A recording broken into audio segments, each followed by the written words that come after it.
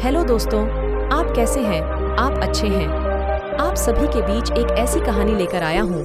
इस कहानी के माध्यम से जीवन जीने का सही तरीका क्या है और कैसे किया जाता है, वह आपको सीख मिलेगी। इसलिए कहानी को पूरा अवश्य देखें। अगर कहानी पसंद आए तो प्लीज चैनल को सब्सक्राइब जरूर करें। चलिए दोस्तों, कहानी को शुरू करते हैं। आज की कहानी है राजा। उस बंधे आदमी का यह जवाब सुनकर पूरी तरह से संतुष्ट हो चुका था।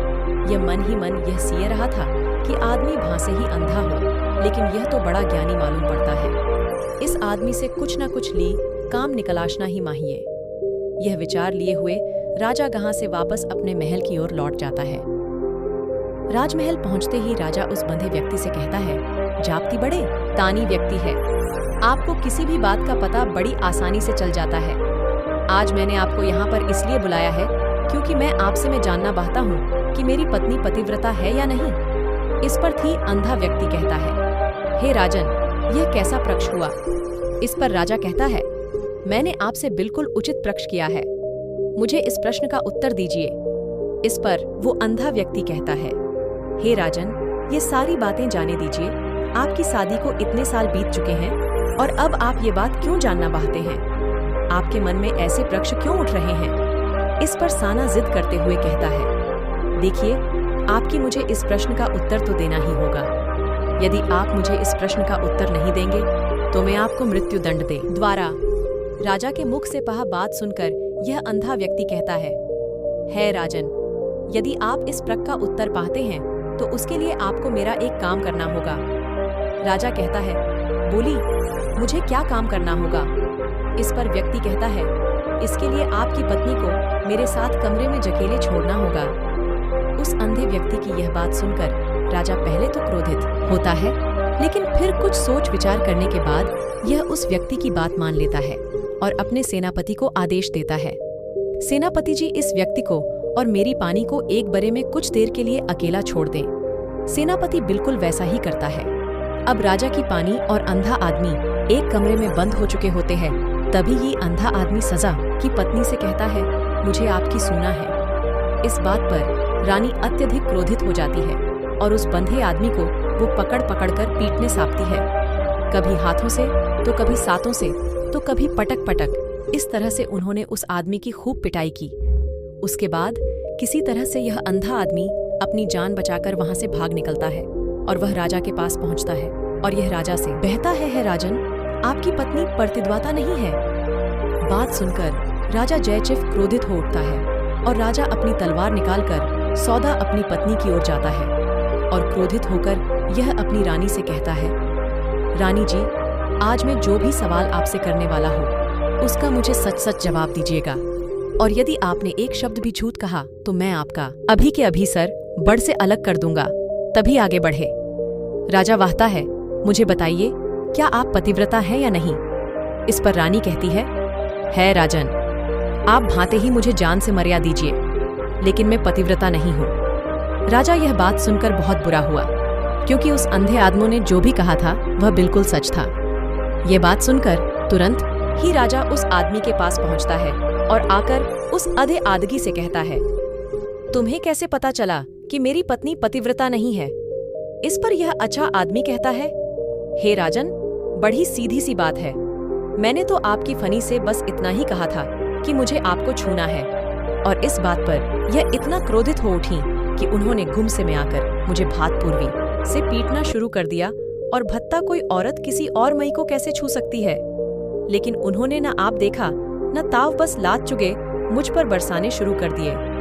यह भी तो एक चुना ही हुआ, और एक पतिव्रता नाती कभी भी पराये मर्द को नहीं छूती। जब मैंने उसे सोने के लिए कहा था कि वह उस वक्त मुझे मना कर सकती थी, लेकिन उन्होंने तो मुझे पीटना शुरू कर दिया और देखते ही देखते उन्होंने मेरे पूरे शरीर को छू लिया। जब आप ही बताइए, ऐसी बबी भला पतिव्रता कैसे हो सकती है? इस पर राजा कहता है, तुम तो बड़े ज्ञानी मासूम पढ़ते हो। अच्छा रखा है तो तुम मेरे एक प्राका और जवाब दो। यदि तुमने मुझे इस प्रश्न का सही जवाब दे दिया तो मैं तुम्हें यहाँ से जाने दूंगा। आगे राजा उस अंधे आदमी से कहता है कि तुम मुझे यह बताओ, क्या मैं सच में अपने पिताजी का ही बेटा हूँ या फिर किसी और का? इस पर वह अंधा भी कहता है, हे राजन, इस बात से आपका क्या लेना देना? आप किसी की भी औलाद हों, आखिर आप हैं तो इस राज्य के राजा, इसलिए इस प्रश्न को जाने दीजिए। लेकिन राजा कहता है, नहीं नहीं, मुझे इस प्रश्न का सही जवाब चाहिए, अन्यथा यह प्रश्न मुझे हमेशा परेशान करता रहेगा। इसलिए मैं इसका सही जवाब जानना चाहता। यदि तुम इसका सही जवाब दे देते हो तो तुम यहाँ से जा सकते हो, मैं तुम्हें नहीं रोकूंगा। इस पर वह अंधा आदमी कहता है, हे राजन, इसके लिए तो मुझे आपके माँ के पास भी जाने की कोई आवश्यकता नहीं है। मैं आपको अभी यह बता सकता हूँ कि आप किसकी औलाद हैं, लेकिन उससे पहले मैं चाहता हूँ कि आप मुझसे एक वादा करें कि आप मुझ पर क्रोध नहीं करेंगे। राजन ने कहा, मैं तुमसे वादा करता हूँ, मैं तुम पर क्रोध नहीं करूँगा। इसके बाद वह अंधा आदमी राजा से कहता है राजन, आप हैं तो अपने ही पिता के पुत्र, लेकिन आप पर एक कंजूस सेठ की छाया पड़ी हुई है।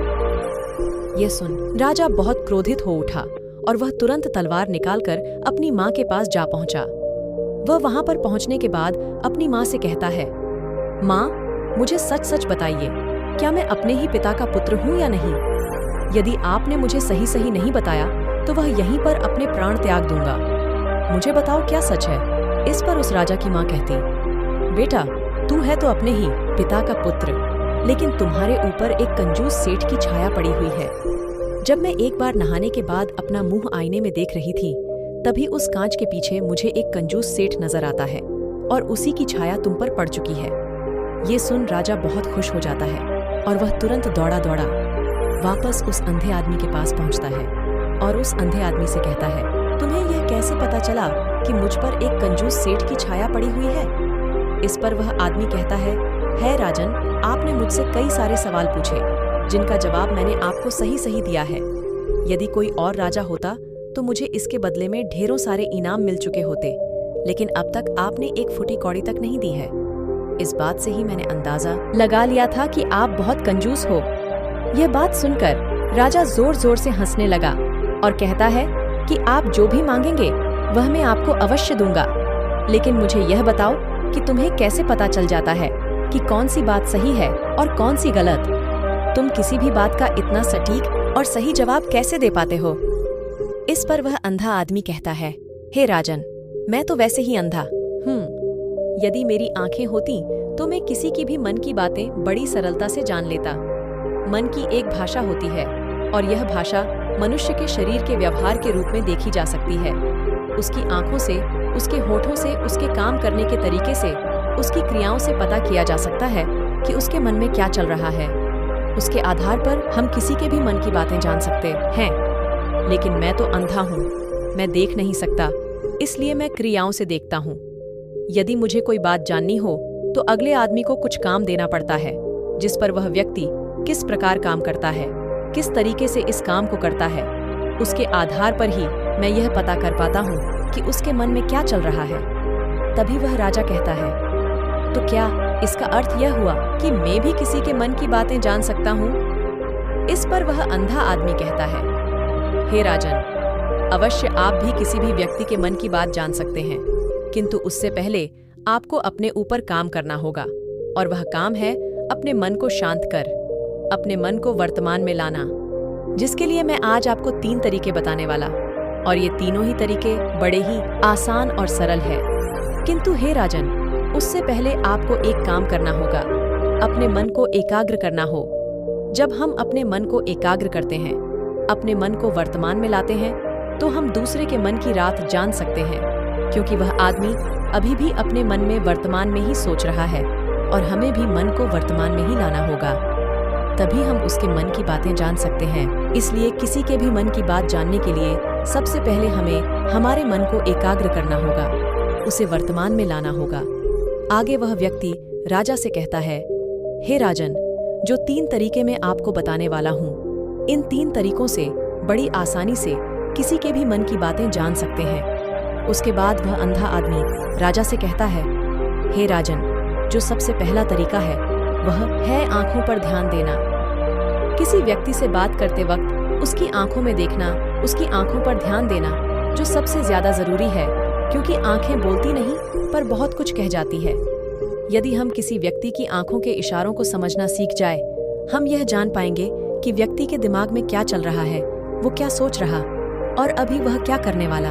मेरे पास आंखें नहीं, मेरी आंखें नहीं। लेकिन मैंने अपने गुरु से यह विद्या सीखी है, क्योंकि बहुत सालों पहले मेरे पास आंखें थीं और मैं उस वक्त लोगों के मन की बातें केवल उनकी आंखों से ही जान लेता था। इसलिए यदि आप भी दूसरों की मन की बातें जानना चाहते हैं तो आपको भी उनकी आंखों पर गौर करना चाहिए, जैसे कि उनका आकार कैसा है, वह कब, कहाँ और किधर देख रहे हैं। यदि उसकी आंखें यहाँ वहाँ घूम रही हैं, जब आप उससे बातें कर रहे हैं तो वहाँ वह इधर उधर मोड़ रहा है, कभी ऊपर तो कभी नीचे या कभी आसपास, या फिर उसकी आंखें खुश नजर आ रही हैं या फिर आंखें निराश नजर आ रही हैं, जैसे कि चोर होता है उसकी आंखों में। जब हम देखते हैं तो हमें यह पता चलता है कि अगले आदमी ने कोई गलती की है। ठीक उसी प्रकार जब हम किसी चालाक व्यक्ति की आंखों में देखते हैं तो आपको पता चलेगा कि उसकी आंखों में एक भाषा होती है, एक बहुत ही सीधा और आसान तरीका होता है। यदि आपको यह पता लगाना है कि सामने वाला व्यक्ति आपसे झूठ कह रहा है या फिर सही, तो आपको उसकी आंखों पर ध्यान देना अति आवश्यक है। यदि आपसे बात करते वक्त वह व्यक्ति अपनी आंखें यहाँ वहाँ घुमा रहा है, ऊपर नीचे इधर उधर दाएं बाएं हर जगह देख रहा है, तो इसका अर्थ यह हुआ कि वह उस बात से निकलने का कोई रास्ता ढूंढ रहा है और कोई झूठ बना रहा है।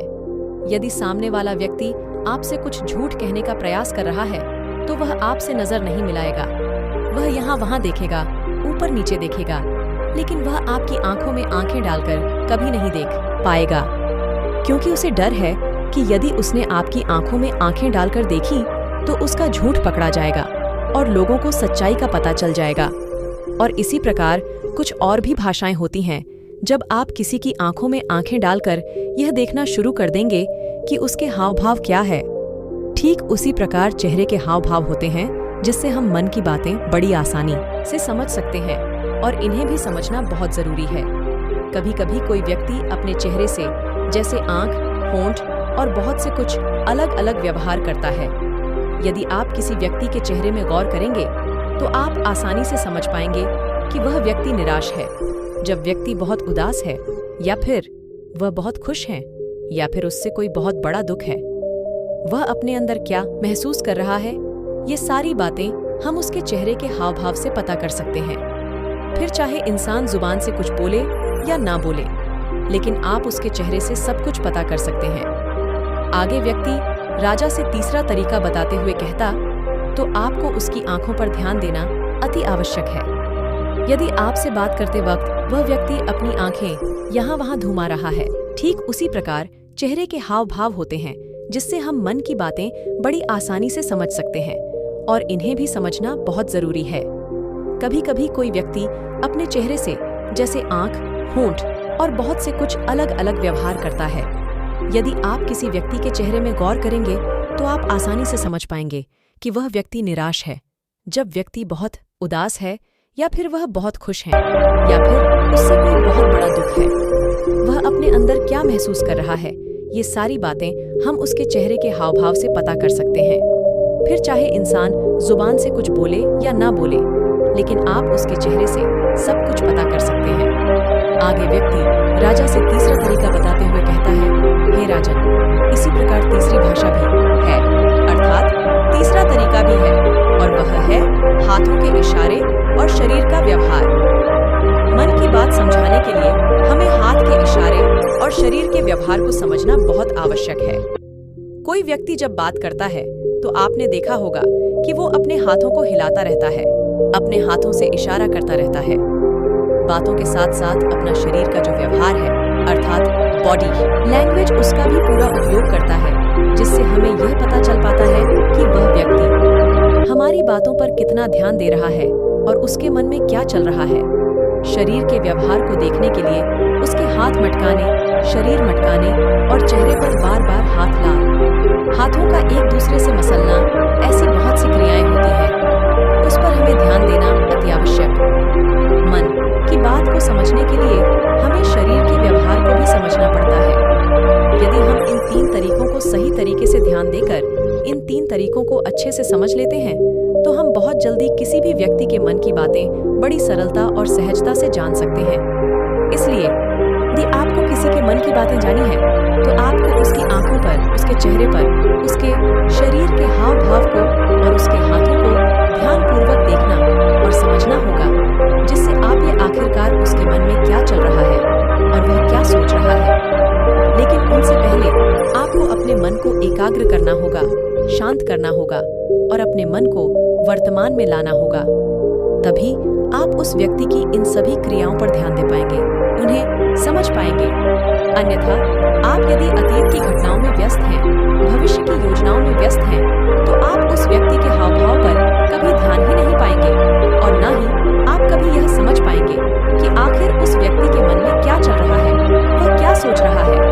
आपने देखा होगा कि ऐसे कई बड़े संत महात्मा हैं जो बड़ी ही शांति से आपको देखते हैं और आपको देखकर ही यह बता देते हैं कि आपके मन में क्या चल रहा है, आप उनसे क्या जानने आए हैं। और इसका सबसे बड़ा प्रमुख कारण यही है कि वह आपको पढ़ सकते हैं, आपको समझ सकते हैं, आपकी मन की बातें जान सकते हैं, क्योंकि उनका मन एकाग्र है, शांत है और यही कारण है कि वह आपके मन की बातें बड़ी सरलता से समझ जाते हैं। तो दोस्तों, उम्मीद करता हूँ आपको इस कहानी से एक अच्छी सीख मिली होगी। ये कहानी आपको कैसी लगी, हमें कमेंट बॉक्स में कमेंट करके जरूर बताएं और इस कहानी को अपने दोस्तों के साथ जरूर शेयर करें ताकि उन्हें भी इस कहानी से कुछ सीखने को मिल सके। धन्यवाद।